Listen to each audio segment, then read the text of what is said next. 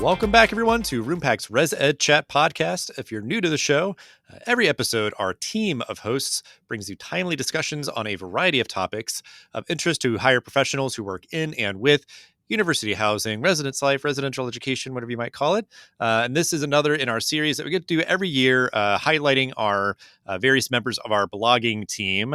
And folks might be familiar with our guest today. He was a guest actually on this show last year and is now back again as a member of the RoomPack blogging team. So we're happy to have him back. Certainly encourage folks to go listen to that episode last year. It was a good one, just to kind of give a little bit more kind of flavor and color to our conversation here. So we'll link out to that in show notes. But Sean, if you want to just briefly reintroduce yourself, if there's maybe any updates since last year, and then we'll get into our topic for the day. Yeah. So, hello, Sean Watson, pronouns he or they. So I'm currently an associate director in residential life. So been doing the res life thing for a while at the University of Rochester. I will be, probably by the time this episode airs, though, the interim director of spiritual life at my university. So yeah, taking an interim step out of res life for a minute, which is weird for me after a 15-year career doing this work. But yeah, I'm excited to talk about folding all of those things. I think, yeah, spiritual life and residence life can have a lot in common around supporting students in all the ways we support our students.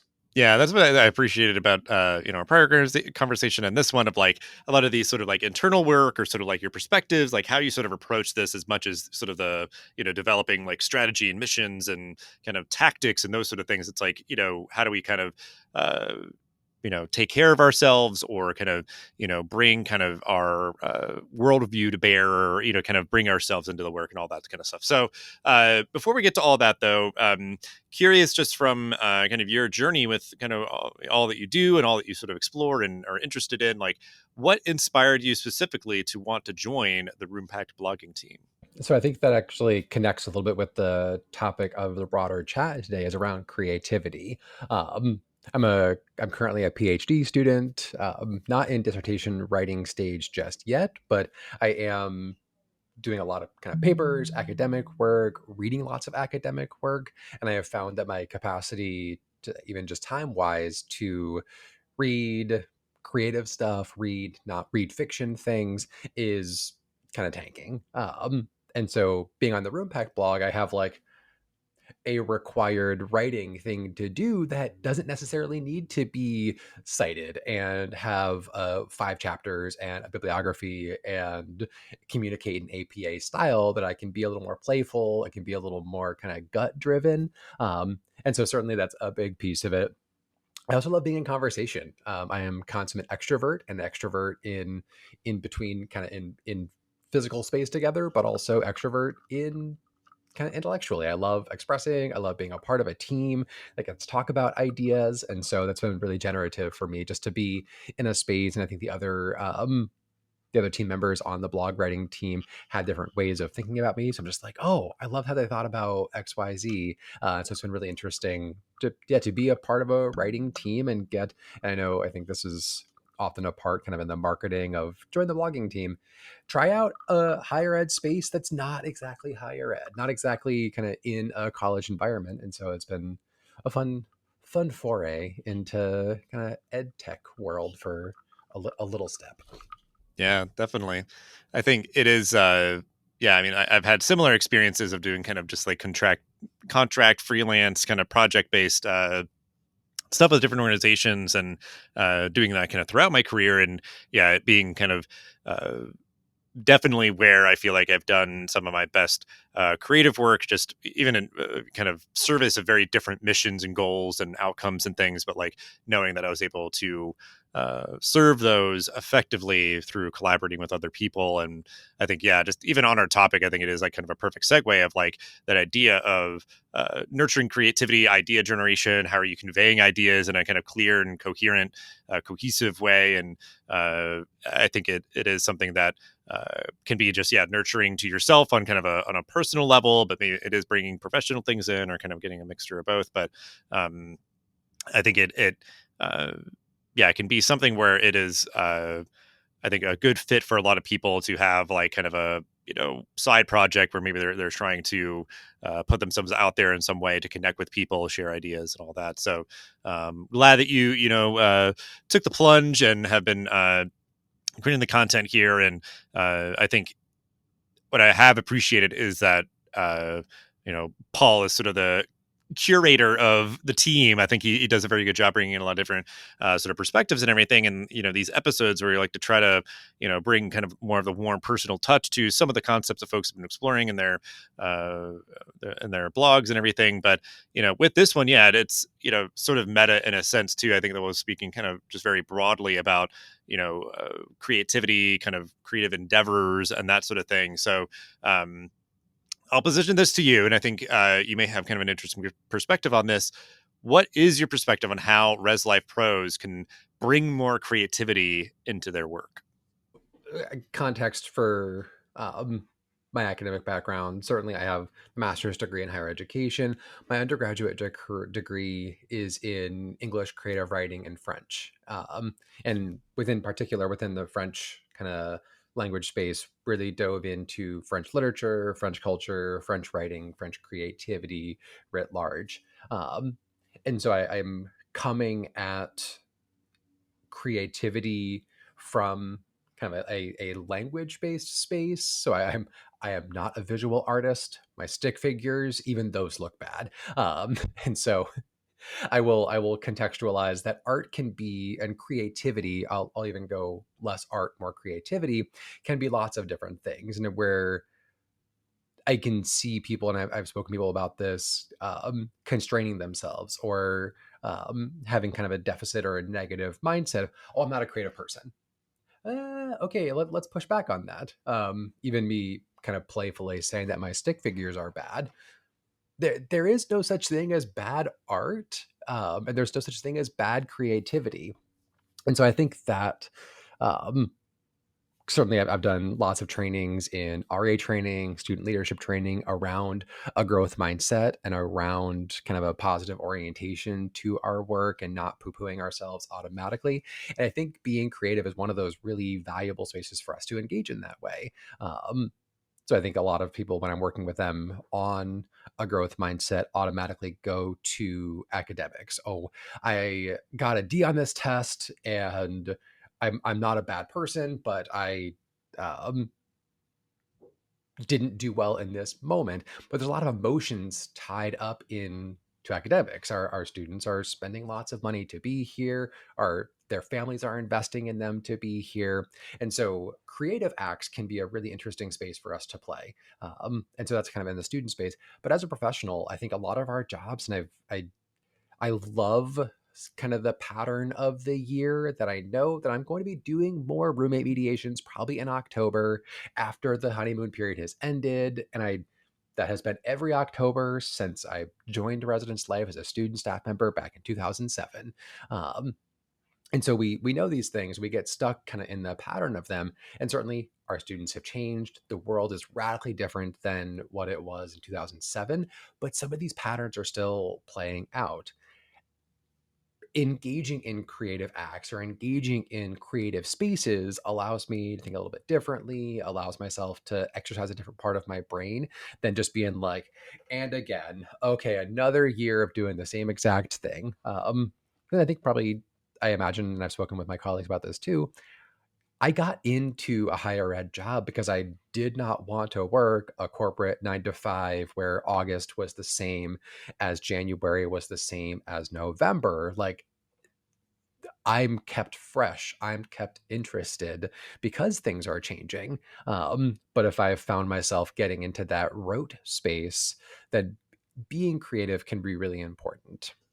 Yeah, and I think one aspect of what you're saying is I think what I'm kind of getting from what you're kind of putting out there is like uh, that there's kind of like I'm actively processing here. So I think it's like there's twofold things. One is that I think creativity can, or sort of creative endeavors, habits, whatever, can exist sort of like on their own. That idea of like, especially in the idea of like, if you are creating art, it can be just like for its own sake, and it can be, you know, 'cause I think like at its core, to me, it's almost just like art is when you're trying to like convey something to somebody, and that could be through a stick figure, it could be through like you know uh, a song, it could be through like whatever modality it is, because I even kind of consider like podcasting for me, because it's almost like, especially with interviewing people, it's sort of like improvisational. You never really know what they're going to give you kind of to like play off it, and whatever else. But it's like, yeah, I'm trying to convey something to people, and it blurs kind of a little bit more with my professional life. But I think being able to do creative things for their own sake that feel maybe sort of isolated and whatever, but it's like still just that part of sort of your your daily routine and habits and diet and sort of all that. So like that's one part of it. But then I think like what just kind of caught my attention is like, for me, like with podcasting or perhaps with writing, whatever, I think recognizing that there can be value in sort of like having uh having like a sandbox to play in, like some sort of like aspect of routine that can facilitate opportunities for creativity. So the idea of like, 'cause I think you were saying like, yeah, you like you want to try to maybe like avoid jobs that are like so rote and so routine, like so kind of like repeated. I think there's always going to be some aspect to that, like interprofessional lives. So it's like you can kind of maybe kind of slide in the spectrum a little bit. But then if it's like, you know, uh, something like roommate mediations, yeah, that's always going to happen maybe around the same kind of year. There's always going to be kind of like a bound to that kind of work. And then there can be like a way that you approach it or whatever. So like that kind of like, that's not maybe like the best example, but that sort of came up in my mind. So I'm curious sort of how you take that of like these sort of opportunities, like, well, I have to write a blog post. Obviously it needs to be like, it's just words on a page, and like, so it's, there's kind of a bound, but then it's like you can kind of play around a lot with there of like, well, maybe I want it to be more first person than not, or like a little more personal, less so, or a little more jovial, like what's the tone, and like what else. So like that idea of getting these sort of opportunities to kind of play around a particular sandbox that kind of gives you some structure, maybe gives you something to work with or start from, and that being able to sort of like facilitate creativity. So there's, so kind of put a finer point on this. The idea of something that has sort of bounds and limitations, and that also maybe is sort of like frequent. Because I think like that idea of like, okay, I've got to write a new thing every month. I got to put out a podcast episode every other week or something. So like, just how do you respond to that? I guess as like a way to kind of bring that into your life is trying to find those opportunities to kind of have like repeated, structured sort of you know uh, engagement for creativity. Yeah. And so I think as I reflect on my undergraduate degree, where I was taking advanced poetry writing, I was taking translating poetry, a lot of these classes that I had to I had to produce. Um, and I think even the external pressure to produce, because I love poetry. I am generally a very artistic weirdo as just a way of being in my life.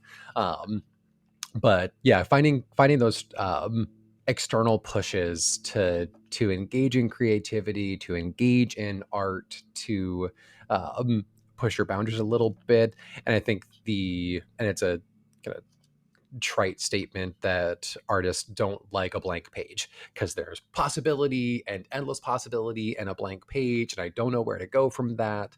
But being able to say, well, I have to tell a story to res life folks, and I need to share a personal bit of myself, but also have it feel like I'm adding to the professional conversation, adding to the kind of growth of our field and how we're thinking about these pieces.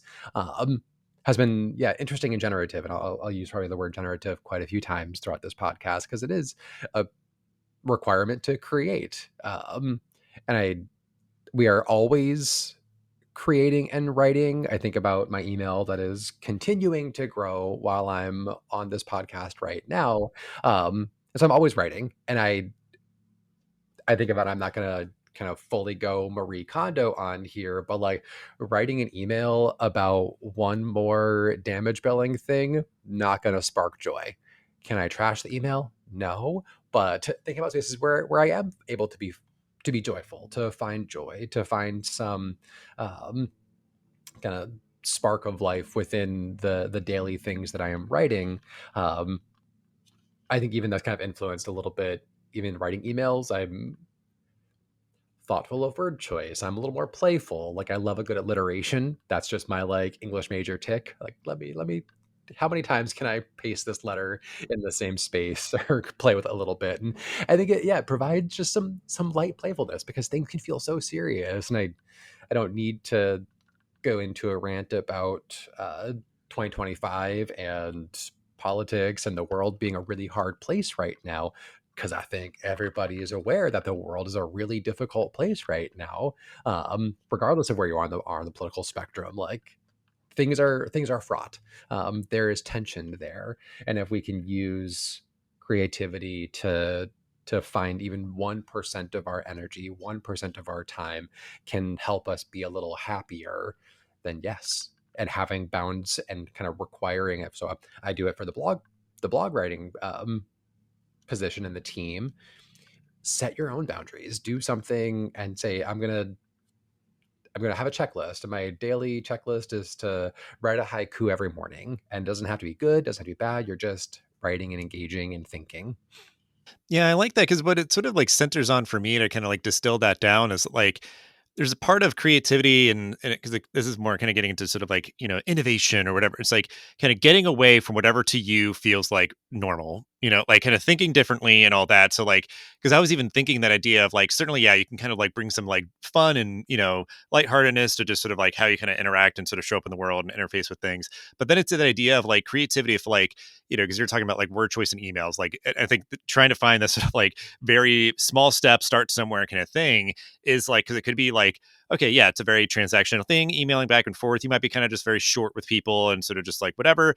How about, yeah, you try to be a little bit more personal and sort of empathetic and, that sort of thing. Like, that's a way to kind of like have little dropper, little dose of creativity. Or it could be like, oh, I'm always so verbose. My emails always end up so long, whatever. And it's like, okay, here's my creativity. Like, and certainly it would be that limitation kind of thing. It's like, what words could I use to get the same information across to have it be like way more tight and whatever? Because I think I've had that problem sometimes. If either people feel like I'm being short in emails or they get lost in them because they're like needlessly long. So like it's kind of that idea of like okay, you end up sort of like, getting too much on either end of the kind of email spectrum of like it's too short and, kind of direct with people, or it's too long and kind of people get lost. It's like, okay, creativity could kind of help you get to a point where people feel like, you're respectful and you're also being just clear and concise and uh, your communication. So I think that's just kind of an interesting thing is just like that sort of reflection of, yeah, either like kind of setting, okay, I've got to write every day,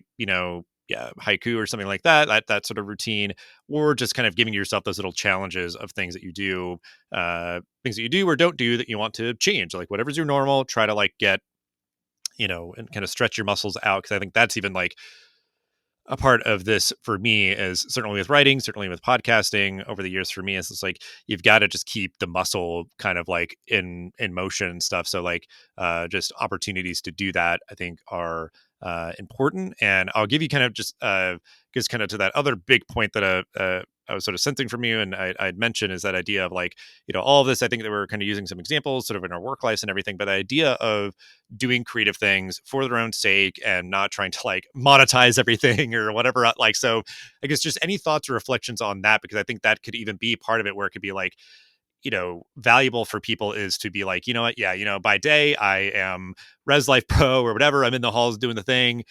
In the evenings, like I want to just go do like open mic comedy or be in a theater show or do whatever that is like completely separate and totally unrelated. And like, I don't even talk about, anything relating to work or whatever. Like, so I guess just that idea of how you find opportunities to maybe nurture creativity that are personally nurturing and maybe feel sort of, standing alone, and what kind of the value would be in that.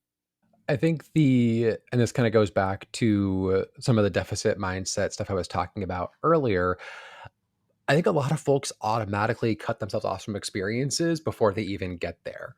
Yeah, to the example you mentioned, I've had several colleagues go to classes doing stand-up comedy because, and I think they like articulated a little bit of professional, like, oh, communication, all this stuff. So I was like, no, you are spending your after work hours on your own learning how to do stand-up comedy. um I have had a couple of colleagues perform in local theater productions.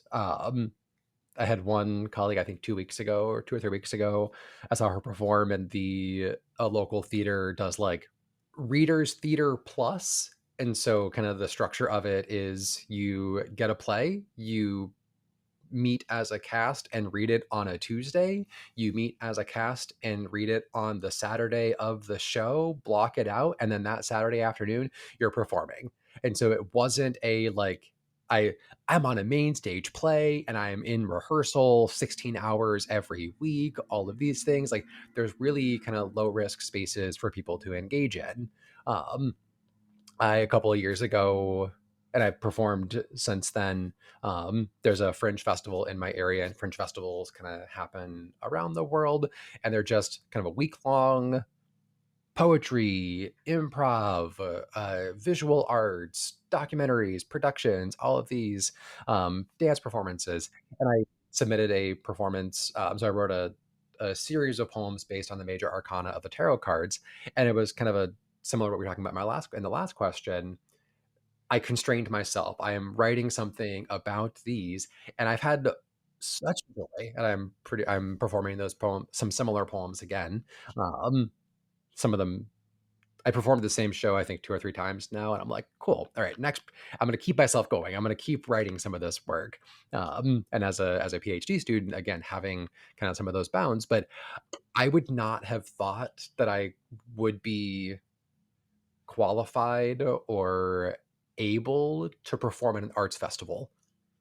Sure, certainly have a creative degree, but, like, I am not an artist by trade. I am not, like, a professional in doing this stuff, but I said, "You know what? Let them tell me now. Let me try." And I think I did have a little bit of an in. I think universities often tend to sponsor these things. Universities also love having their staff be out and about. So I think I got like my foot in the door performing in this space because of my university relations. Um, and have yeah, it is not part of my work. I do not perform poetry as an associate director in residence life, but I said, why not? I said, try. And I think lots of spaces, whether you're in a bigger city like Rochester or you're in kind of a local space there, like there's coffee shops that have open mics, like try something. And I've never been to an open mic or a coffee shop or some place of performance and had someone react negatively. Like I think if this message of the podcast can be pushed back on the fear that I'm going to be disliked, I'm going to be hated. No, like this space is so welcoming and creative and nurturing, and you should join. So go say yes. Go put something in. Go write something and put it out in public. There's not going to be much harm that can happen there. Yeah, I mean that's a great message because I think there's going to be much more power. I think with a lot of these things, like a lot of them don't require that. Shouldn't be part of your mindset of like, if you're writing and doing other things, it's like it's fine to just like keep that for yourself. But I think it can be so affirmative to like, yeah, like I wrote these things, I'm going to put them out into the world and whatever else. So I think, if somebody feels inclined towards that, I think it could be really like a kind of just shot in the arm to hopefully maybe kind of keep these sort of endeavors going to actually kind of uh, get folks kind of response to it. But I think, yeah, that notion too of like, yeah, so much of this, like just doing it purely for yourself, separate from kind of other aspects of your working life and uh, kind of even just like level setting expectations, I guess, because being in the podcasting space, like just knowing a lot of people pursue this, and it's like just know that like maybe you're in like the niche of a niche of a niche or whatever. Like it's never going to be like, oh, we're getting millions of downloads per episode, whatever, biggest show in the world, we're going to make all this money or whatever. It's like I get like kind of level setting to be like I'm doing this to have a creative outlet and to nurture that within myself, build communication skills, or maybe build a community that shares values or whatever, like kind of just level set like why you're doing the thing. And that I think will provide much more of like kind of the internal motivation to kind of keep at it and keep that sort of nourishment and everything. And I think just even, yeah, I mean, like the sort of big kind of acknowledgement of this episode in my mindset is like, yeah, like nurturing creativity can happen at work, and I think we gave a couple of just kind of random examples of that. There are many.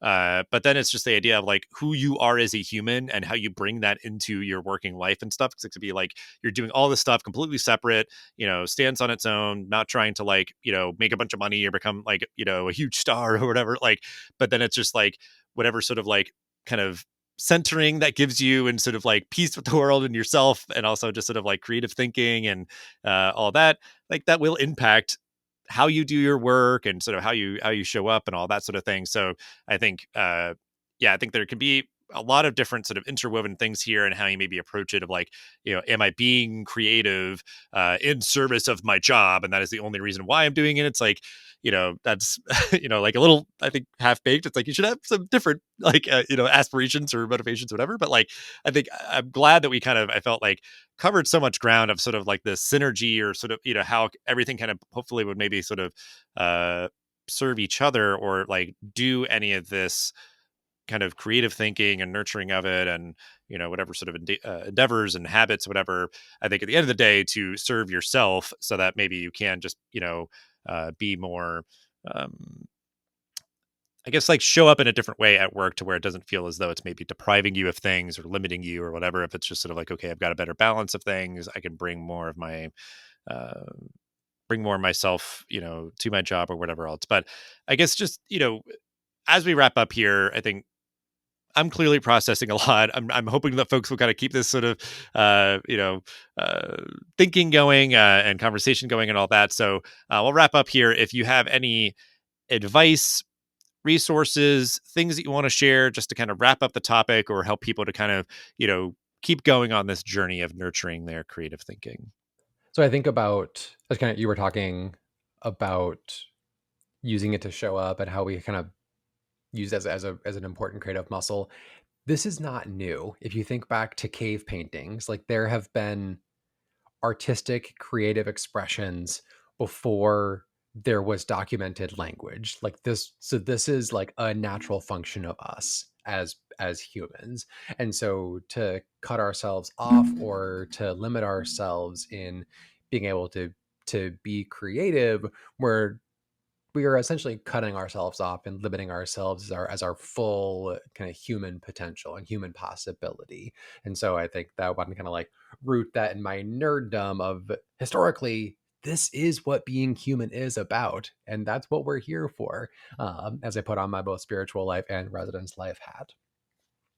um, I think some advice or things that I was thinking about, and a piece that I've really enjoyed, again, kind of bringing it and rooting it into a college campus. A lot of college campuses have art galleries in various spaces. I didn't go to some of them for several years of my career. Then I'm like, oh wait, no, I had a student who had a piece in it, and I was like, oh, I can go experience art, and I don't have to go too far. I can walk across build or walk across campus on lunch and experience some of these pieces. And experiencing art is also a creative act that you're interacting with it. So I think go check out, that's a really low bar. Like go walk across campus and see some art that is there. That has been a kind of universal of my college experiences. One of the things that, as we were talking, I typed a note for myself, AI question mark. I think it'd be remiss to not talk about creativity and AI and how we use that. I am not an AI naysayer, but I think there, and I this is my like qualitative researcher, this is my English like creative writing degree. I think there is an interesting spark of what we can put forward as humans to be creative or to do things that AI ostensibly can't do. But I have a couple of times, and I'm putting my parent hat on. I've asked AI to create some creative writing prompts. I've asked AI to like what give me an idea for blank and then being able to execute it myself. And so I think there is some value in there, that an AI and creativity is probably a several long dissertations that we can engage in, but I would be remiss if I didn't engage in that way.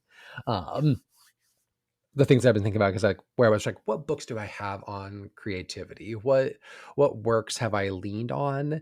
And I think you referenced them earlier in the conversation. There are so many books around creativity and innovation and kind of rooted in workplace creativity.